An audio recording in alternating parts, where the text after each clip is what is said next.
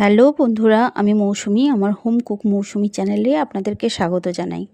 আজ আমি বানিয়েছি একদম নিরামিষ কচু শাক রান্না। প্রথমে কচু ডাঁটাগুলোকে ছোট ছোট করে কেটে খুব ভালো করে ধুয়ে নিতে হবে।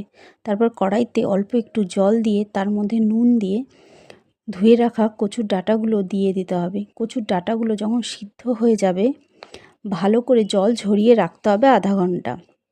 তারপর কড়াইতে তেল দিয়ে 5 ফোড়ন, শুকনো লঙ্কা, তেজপাতা ফোড়ন দিয়ে ওই জল ঝরিয়ে রাখা কচু শাকগুলো দিয়ে দিতে হবে। তারপর একে একে পরিমাণ মতো নুন, হলুদ, আদা ও কাঁচা লঙ্কা থেতলানো আর অল্প চিনি আর জিরে গুঁড়ো দিয়ে ভালো করে নাড়তে হবে যতক্ষণ না জল সব শুকিয়ে যায় আর কড়াই থেকে ছেড়ে আসে।